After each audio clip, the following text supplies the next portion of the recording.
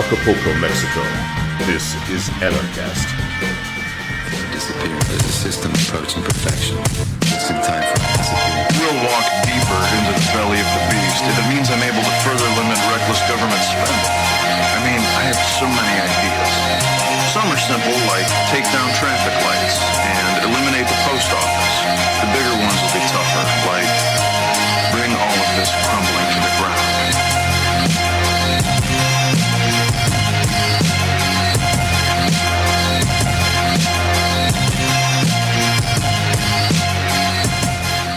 Well, let's get to our guest.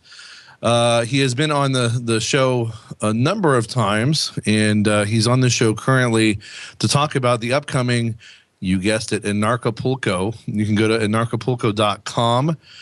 He is the one, the only Jeff Berwick, the host of Anarchast, the first, as far as I know, anarchist podcast, and certainly the best. He is, of course, the founder of Anarchapulco, and this year is the third annual Anarchapulco. Evacuate the state, brave the future, the world's first and largest anarcho-capitalist conference, again, in Acapulco, February 25th to 28th. But there's actually more than just the formal conference going on. We're going to talk about that as well. And, of course, he is the famous Dollar Vigilante, dollarvigilante.com. You can check that out for Jeff Berwick's various economic and political predictions. He's amazingly accurate quite a bit of the time. So I definitely encourage you to do that. Anyway, I'd like to welcome our guest back to the show. Jeff. Jeff Berwick, are you there? Yes, I am. How are you guys doing? We're doing great. We really appreciate you coming back on. Yeah, it's my pleasure. Excellent. Well, Jeff, we're really excited to be back in Acapulco in a couple weeks. Last year was a lot of fun. The only thing that put a damper on my experience last year was I lost my passport the day I got there.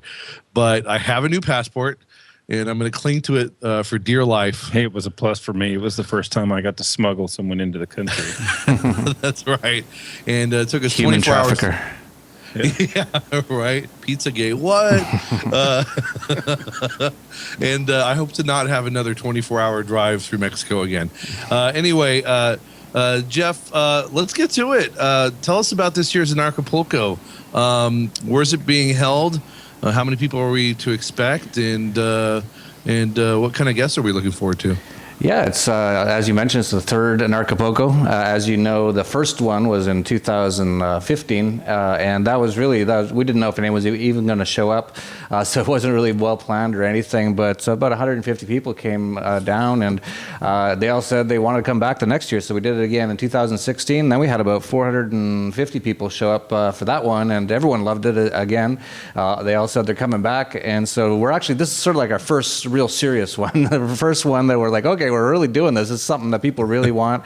So we put a lot of effort into this one. The first one, just to let you know, like we basically did nothing to plan for it. We didn't even know if anyone was going to show up, and then people showed up, so we did it. So it was just a joke, basically, and you didn't expect anyone to show up? Well, you just couldn't really tell it. Like I think we had about 50 pre-sold tickets, so we knew some people were coming. We thought, okay, it might be just 50 people or something, so we don't really need to plan this big thing or anything. And it turned out to be about 150, but still, we weren't really prepared for it. We weren't expecting that. And then last year, it just, we still weren't quite sure if this was, going to be something fairly big or not. But now we kind of know it is.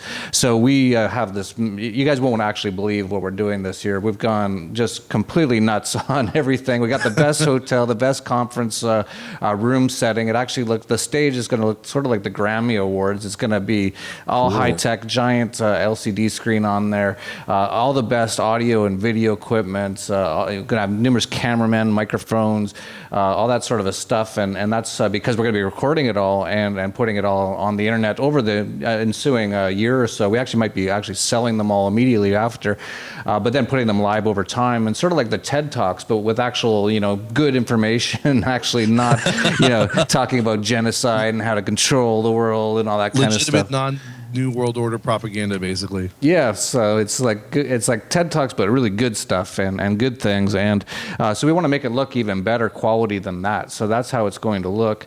And as I mentioned, we got the best hotel. They actually approached us. We're kind of one of the biggest conferences now in Acapulco, and it turns out the owner of the hotel is a Mexican billionaire who's considers himself essentially to be a narco-capitalist.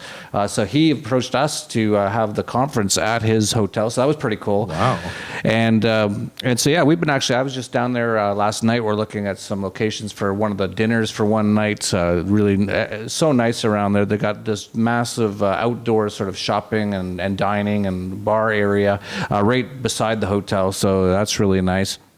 And yeah, so it's going to be, just like nothing that we've done before in the past. It's going to be, we've got, I don't even know how many people working with us.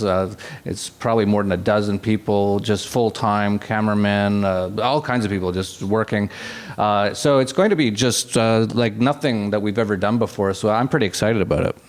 Are you going to be coming as a hologram on stage versus your actual physical presence? Well, we'll do that when I'm in jail at some point, I'm sure. But let's not say that. Don't jinx it, man. Let's knock on wood. Let's hope it never happens. Well, they come after so many of us. There was even just one this week. Ademo Freeman of Cop Block got arrested, and looks like he might. Oh, you're kidding! I didn't know that. Yeah, looks. They say, well, he had some marijuana with him, which is pretty normal for him. But they said he was trafficking it, and so he's facing up to 11 years in prison. And just that's the biggest actual issue with our speakers is we have to make sure that they're not in jail. If they're not in jail, if they're on probation, if they can get out of the country or not, because most of them have been arrested at one point or another, all for victimless crimes, of course. But that's just the state of the world today. No, state of the world. That's a good way to put it. And that's unfortunate because the people who go to Anarchapulco, I mean, people like J. Edward Griffin, Roger Ver, Adam Kokesh. I mean, these are upstanding, salt of the earth people. And it's so terrible because when people hear that, oh, they've been in jail or maybe even federal prison, they're still stuck in that mindset that, oh, if you've broken a law, well, you're a bad person. And of course, that's not how it works.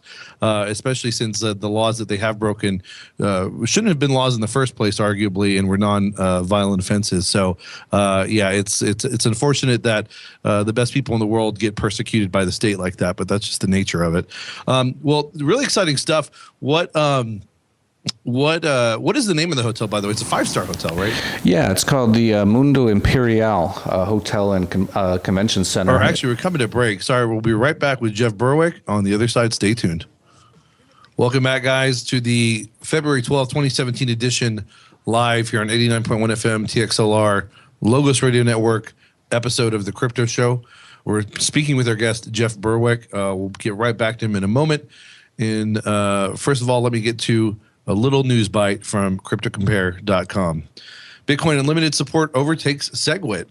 During Monday, the percentage of blocks that are signaling support for Bitcoin Unlimited has surpassed Segregated Witness, making it the most popular scaling solution at the time.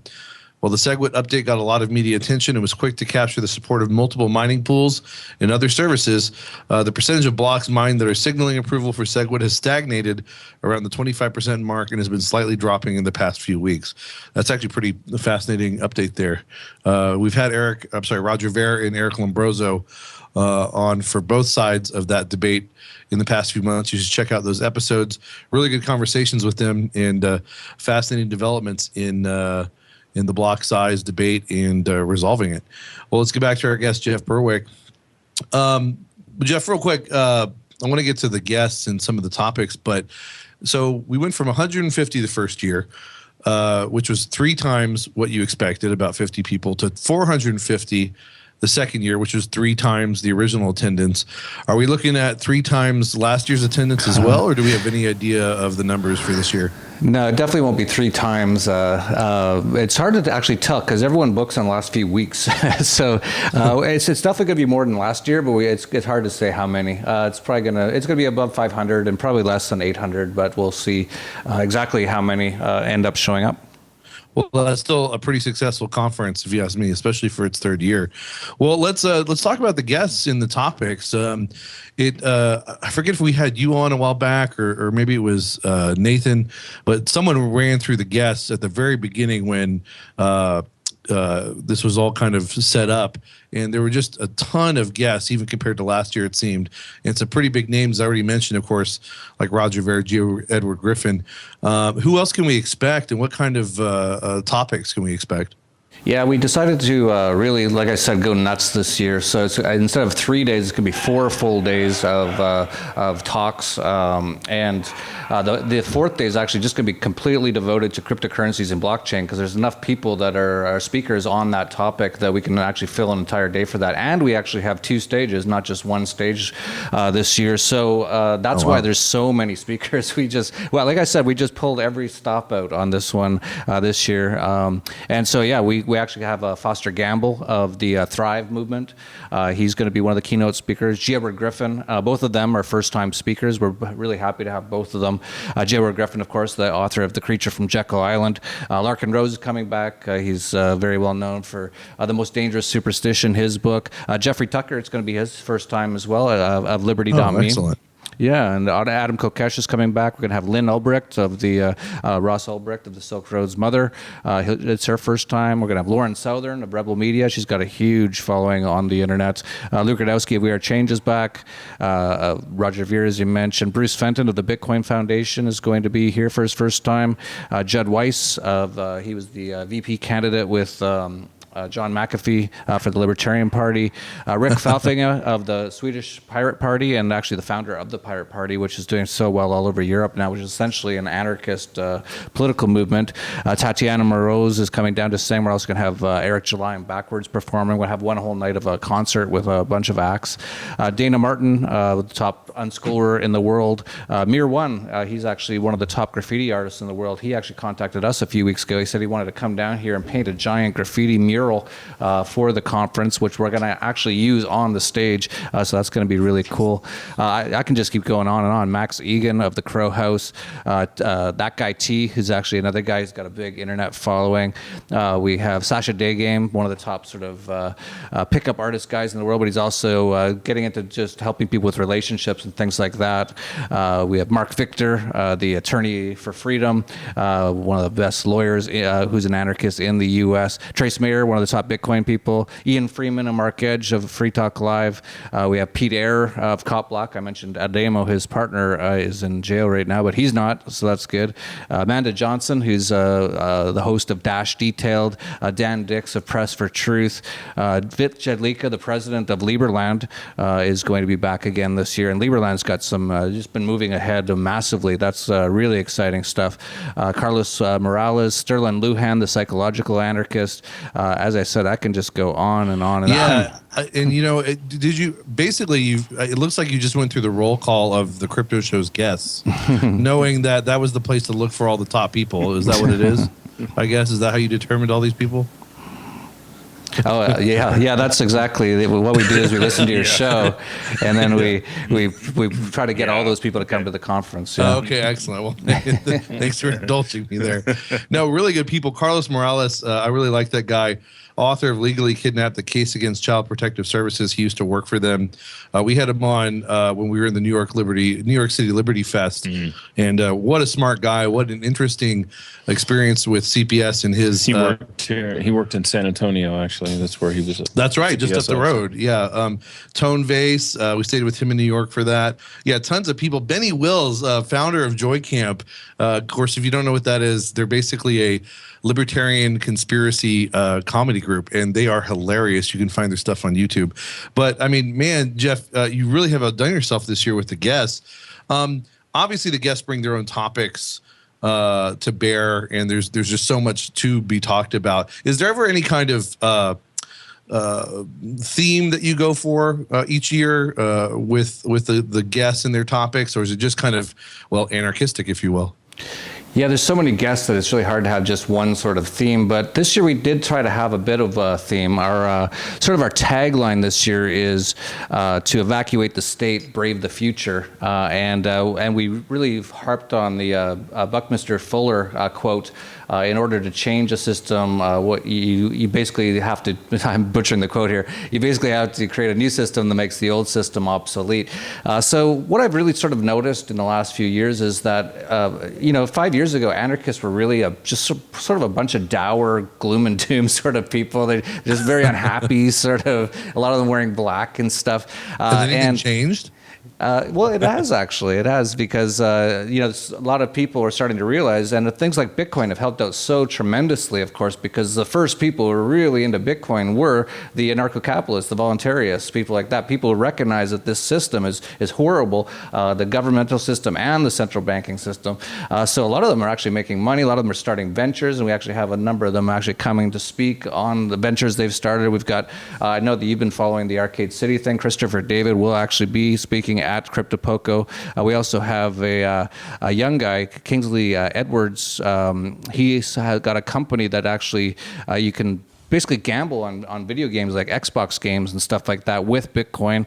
So a number of sort of entrepreneurs and stuff. So the real sort of overall theme this year is more like, let's create new systems that just make the old systems obsolete. Let's not spend all the time saying how bad everything is, and let's just start creating our new world. And that's essentially what a lot of the people who are coming to the conference are doing. Like Vich Adlika, he found this 10 square miles of land that wasn't claimed by Serbia or Croatia, put a black and yellow flag there and said, this is an anarcho-capitalist country now. And it's actually being recognized. It was just recognized by Guatemala. It's being recognized by a few other countries, I think, right now. It actually is very close to essentially being a real country right now. We have people like Rick Felfing, the start of the Pirate Party. The Pirate Party almost is the top political party in Iceland right now, and it's almost all anarchists. So these are people out there actually doing massive things, changing the world. And then when it comes to the Bitcoin and blockchain stuff, that's a whole other aspect of just changing everything. So it's a real shift, in my opinion, from where we were like 10 years ago, where, like I said, it was just a lot of, the government sucks. And that was basically it. And now it's like, okay, we're just going to find ways to build things that makes the government obsolete. Now more solutions oriented, now more agorist, and then that's the way it should be, instead of just griping about the government. I agree. Well, we've got about a minute till break. On the other side, we'll be back with Jeff Berwick. Just want to mention, we had Rick Falkving on recently, and the Pirate Party's been very successful. In fact, we were on Ernie Hancock's Freedom's Phoenix as guests last week, and Ernie was telling us about his ambitious Pirate Party ship, basically, that he wants to create, sort of like the seasteading stuff, but with a mobile ship.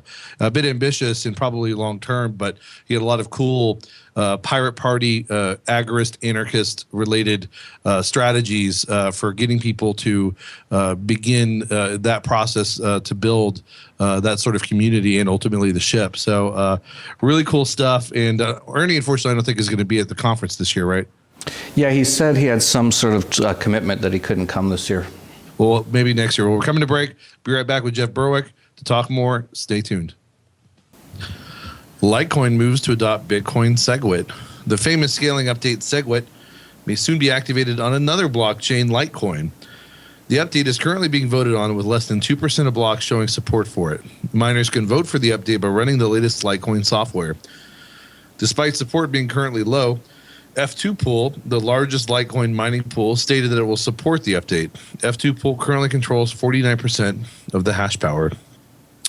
Well, I guess that would push them into 51% territory. It's a good thing somebody adopted SegWit. I thought it was an unwanted child. I knew you were going there with that. That's funny. That's good. Very clever. Well, it is a surprise, though. I was thinking that support for Bitcoin was bigger for SegWit than blockchain or Bitcoin Unlimited, but I guess the tables are turning, so we'll see. Well, let's get back to our guest, Jeff Berwick.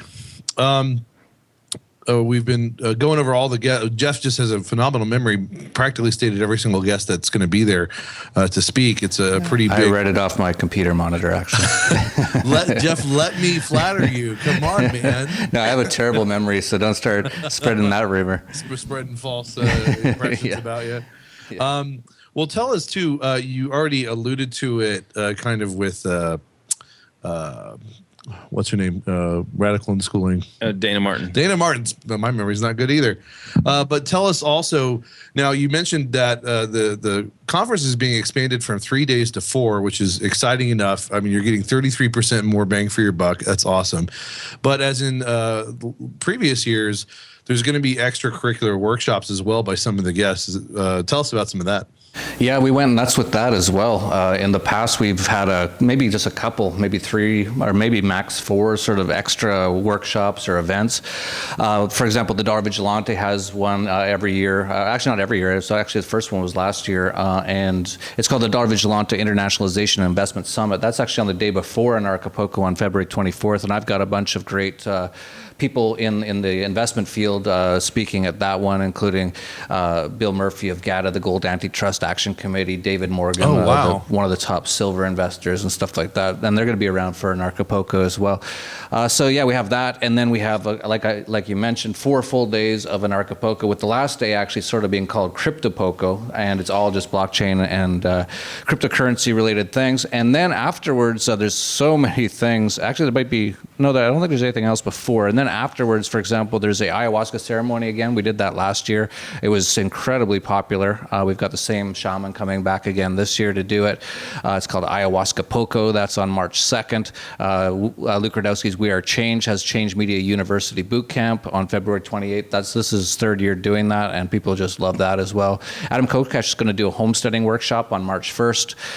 Then there's we actually have a pro trading workshop of 2 days, which is sort of under the Dollar Vigilante brand and run by Tone Bays, and it's on March 2nd and 3rd. There's, as I mentioned, Sasha Daygame's got a Anarchy and Dating on March 2nd, and his events are amazing for anyone who's just interested in just how to have better relationships, how to meet people, how to be more social. He's actually really unbelievable. I've seen crazy stuff with him.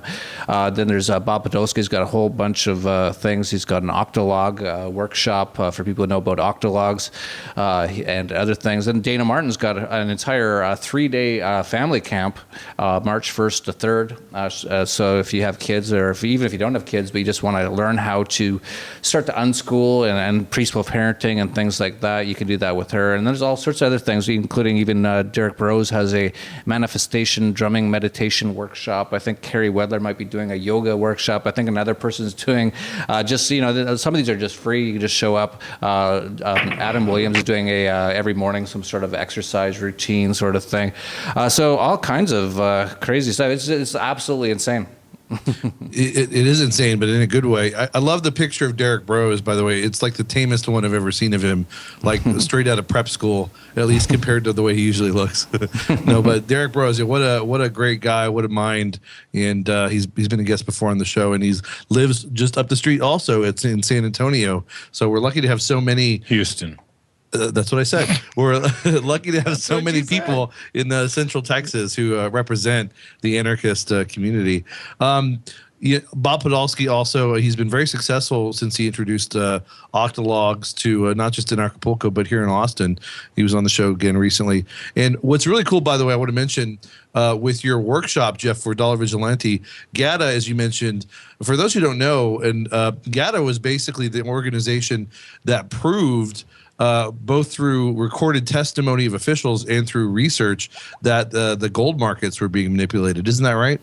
Yeah, they've been around for a while trying to expose the massive amount of manipulation in the gold and silver markets by basically the governments and the central banks. And yeah, they've had a number of successes. They've been just one of the key driving forces. And a lot of the stuff, and a lot of people even 10, 20 years ago said, oh, it's all conspiracy theories, that the government's manipulating it. And they've actually proved, even in courts all over the world, and actually some of these courts have actually ruled against some of the banks, like I think it was HSBC and a few others that got a ruling they had to pay a bunch of money to the government or something, which is just stupid. But but anyway, they actually did show that they were actually manipulating those markets. So yeah, really, those guys are real sort of warriors, and they've been doing it for a long time, and they get like no love from, of course, the governments and the media and stuff like that, but they just keep plodding along and keep exposing it.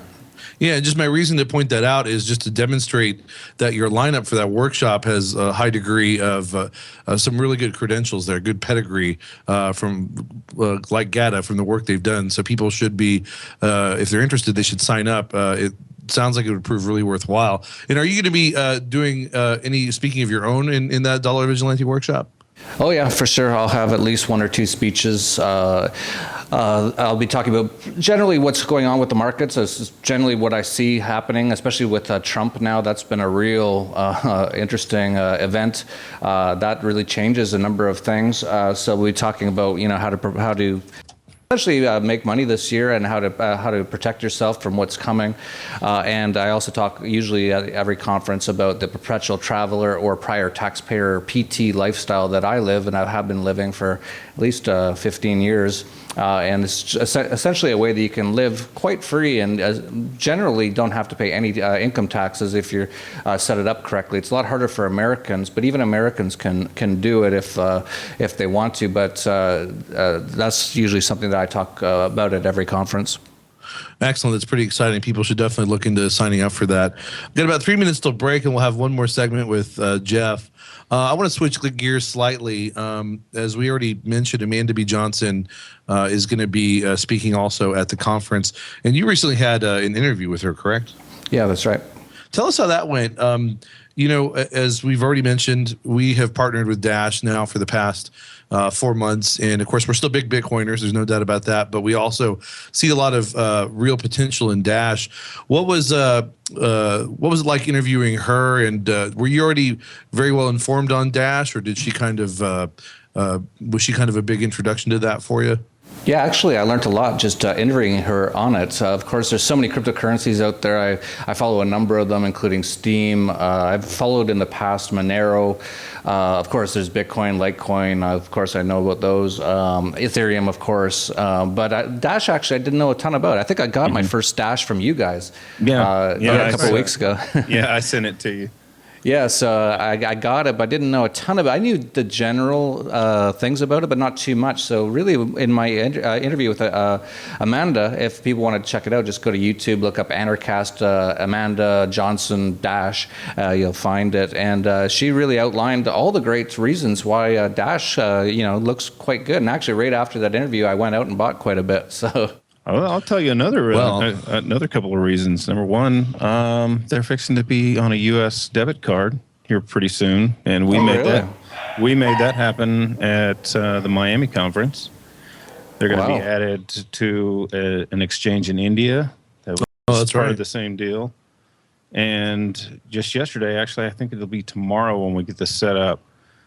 It's going to be added to a online medical pharmacy, marijuana pharmacy. CannAscend. So you'll be able to buy marijuana in all 50 states with Dash. Through CannAscend. And check out that interview we did with the guys from CannAscend the other day. I know that sounds too good to be true, but they have spent 13 years with legal experts researching it. And you can figure out or learn more how that's done listening to that program. The one thing that Obamacare was good for. Because they actually exploited a law, part of Obamacare to be able to do this. So, which is remarkable that something as terrible as Obamacare could actually have a silver lining for something like that. Well, we're coming to break. We're talking with Jeff Berwick, the Dollar Vigilante, the host of Anarchast, the founder of Anarchapulco. We're really excited to go. 2 weeks. I'm probably going to just stay up the rest of the 2 weeks and never sleep. I'm going to be there for a full week, so I don't know what you're doing. I know. I'll be there for like 5 days. Maybe next year I'll go for like the full thing. But when we come back, I'm going to talk to Jeff more about Anarchapulco, and then also get into some of his Dollar Vigilante and other predictions. So stay tuned. Bitcoin hardware wallet Trezor adds Ethereum. Trezor, a prominent Bitcoin hardware manufacturer, introduced support for Ethereum users by integrating MyEtherWallet into the Trezor hardware infrastructure. MyEtherWallet, or Mu for short, is an open source and client-side Ether wallet which allows Ethereum users to store funds through a secure and non-custodial platform that eliminates the possibility of hackers or cyber criminals breaching the platform to steal user funds or private keys. You go, Trezor. Welcome back. We are talking with our guest, Jeff Berwick, here on the Crypto Show. And before we get back to some final questions in this final segment with him, I want Danny to explain what we're going to be doing real quick at Anarchapulco in conjunction with Dash, something I alluded to more generally at the beginning of the show, a little bit more charity work. Tell us, Danny. Well, I guess as everybody knows, we're sponsored by Dash, and part of that sponsorship is a third of our money actually goes to feed the homeless through unsung.org. And since we're going to be at the conference, and we just did this last month at the Miami conference, we're going to go ahead and kind of make an event out of it at the conference where we'll get some volunteers. I'll buy the food with Dash, and we'll put a few hundred meals together, however many we can, and deliver it to an orphanage that's probably, I guess, 8 minutes away from the conference is what I'm being told. And there's a little contest involved too. The more meals Danny can get past me and successfully make to the orphanage, the more the more we're points not going they'll to tell get. you where we're doing it at. So. Okay, that's fair enough. Well, I think that's excellent. I mean, I'll be involved too, but of course, Danny is always the one spearheading these things and getting him going. So I want to thank him for doing that, and I hope people can participate while they're there.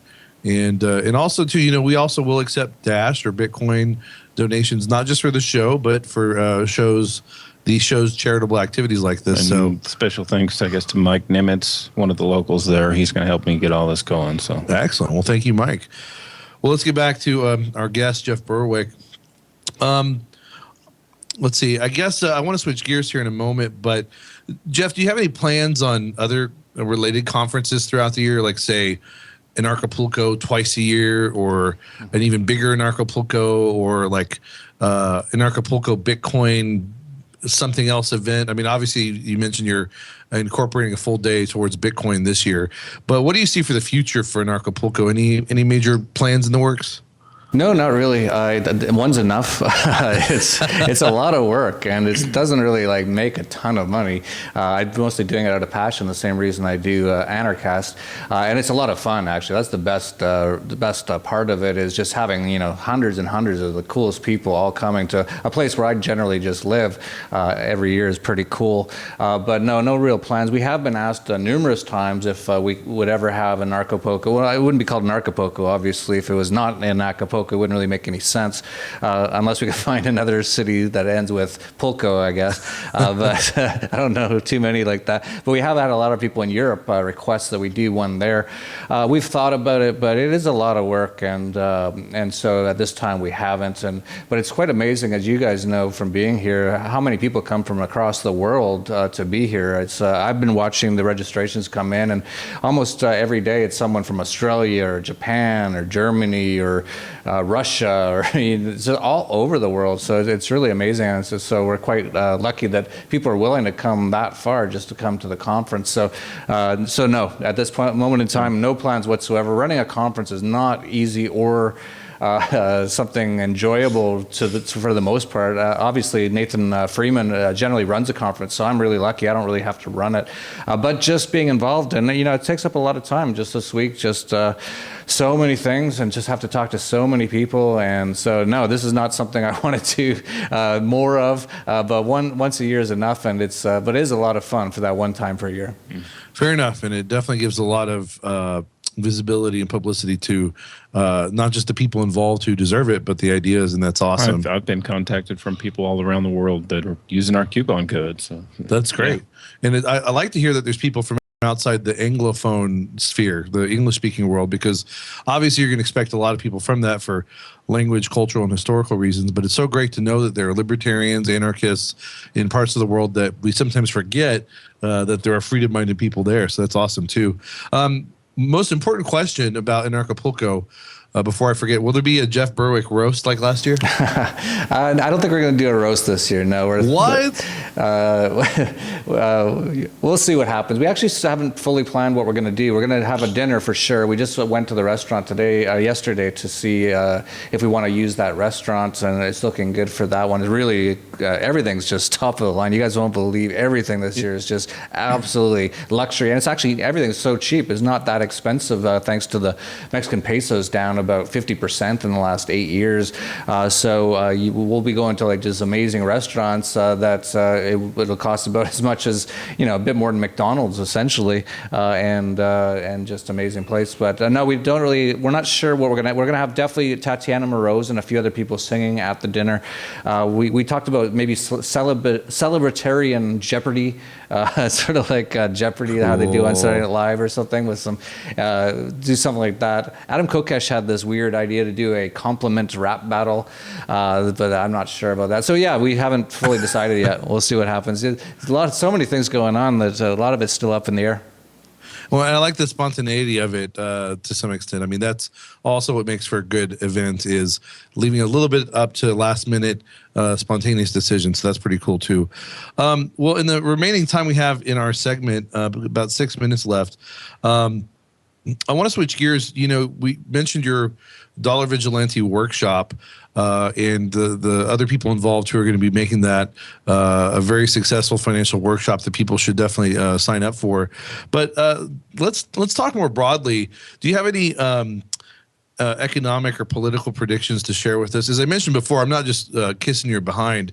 You are pretty. You have a pretty good record of certain predictions, whether it's price moves in assets or commodities, or the advent of certain things like Steam. Your Shemitah series was fascinating, and I think largely spot on. Do you have what sort of new predictions do you have for us in the road ahead, especially now that Trump's in power? Yeah, the Trump thing's really interesting, and I actually predicted he would win the selection, as I call it. I think it's mostly all rigged. But about a month before, I started to pick up that they were throwing Hillary under the bus and that they wanted to put Trump in. I think essentially what happened last year, you look at two major things occurred. There was Brexit and Trump got elected. And I think they're both similar. I think what's going on is the global elites who control basically everything, they are starting to lose control. The internet is making it, as John Kerry said, this little thing called the internet is making it hard to govern. And because of it, no one watches mainstream media anymore. Now we've seen this whole sort of revolution about fake news. I even have the president now talking about how CNN is fake news, and it absolutely is. People aren't watching that anymore. So like the ratings are absolutely unbelievable. Like what was his name? Larry King left CNN a couple of years ago, and he went to the Russian propaganda channel. CNN's sort of like the U.S. propaganda channel. He went to the Russian one, and he said that CNN should just show SpongeBob SquarePants cartoons because they'd get better ratings. That's how bad it's gotten. So they're losing control, and because they're losing control and people are getting their access to things through the internet, people are starting to wake up. They can't just keep these things under wraps anymore. So I think they allowed Brexit to go through, and because normally they would just rig it, like with the Scottish election, that was all rigged when Scottish was looking at seceding. And so people were paying attention to this stuff. They're like, okay, we can't just rig it this time. We should actually just let them win, but then we just really won't let anything really happen that we don't want to happen. So with Brexit, still nothing's really happened. We're almost a year into it and nothing's really happened. That's what they're going to do. And Trump, I think, was sort of an inside Trojan horse sort of a thing. He's old friends with the Clintons. He said beforehand he's going to put Hillary in jail. Then as soon as he won, he's like, oh no, they're great people. I've been friends with them forever. We golf all the time. And it's like, yeah, they're all part of the same club and we ain't in it. And if you just look at Trump, all his connections and everything, he's part of the same old club. But he talks like he's going to tear down and drain the swamp, but all he's done is really refill the swamp with a bunch of, sort of the same old people, really. So I think that's what's going on. And put a fountain in to recycle the water. Yeah, he's brought in so many Goldman Sachs people, and it's basically all the same sort of stuff. So I think that's essentially what's happening. But it's interesting because he's talking a lot about protectionism. He's talking about putting tariffs on companies bringing the products into the U.S., which all that will do is increase the price of things that Americans buy, lower the standard of living. Yeah, and essentially tax Americans even more. Most disturbingly is asset forfeiture. Hey, let's go steal everybody's stuff. Yeah, and he's so adamantly in favor of it. What? They want to stop it, so you guys can't cops can't just take stop people on the side of the road and just take all their stuff anymore. He's like, that's terrible. I'm going to make sure that they don't do that. So he's, the police state is just going to increase under Trump. His protectionist policies are actually going to crash the dollar, because that's what keeps the U.S. dollar where it is with the products coming in and people paying for it with dollars. If he's going to slow that down or stop it dramatically, that's going to actually crash the dollar. So these are some of the things that we'll be talking about at the Dollar Vigilante Summit coming up February 24th. Excellent. Very good point. Always spot on, Jeff Berwick. A little more than a minute and a half left. Real quick, Bitcoin, amazing ride this year. Is there still upside in the near term? And is there still upside for gold? Oh yeah, both of them absolutely. Bitcoin, when it went up to about 1,100 and almost 50, at the start of this year, I mentioned that it could really go two ways at that point. I said it could go to 1,500 or it could go back to 750, and it actually did go back, and it almost hit exactly 750. It's now back up around 1,000. I think there's massive potential for Bitcoin. I've really never been more excited about it. I'm actually writing in our newsletter this week why I think it could more than triple in the next few months. Actually, there's so many things going on. Things like Bitcoin ETF could just change the entire game, because that would just bring the ability of so many more people to be able to buy Bitcoin essentially a lot easier than actually having to understand how to get a wallet and stuff like that. So yeah, absolutely, Bitcoin and gold and silver are all screaming buys, in my opinion, at these levels. Yeah, and was it the Winklevosses, I think, trying to do the ETF, and it's just awaiting approval. They're kind of putting on the back burner, but it is simply waiting to be approved, so we'll see. About 25 seconds left. Jeff Berwick, thank you so much for being on the show. Any final thoughts? No, that's basically it. If people want to find me, just go to dollarvigilante.com or look at Dollar Vigilante on YouTube. We put up a video every day almost. We do a lot of stuff. Anarchast, of course, is on YouTube, and of course, Anarchapulco, as we've been talking about, at anarchapulco.com. The one, the only, Jeff Berwick. Thanks so much, man. Thanks, guys.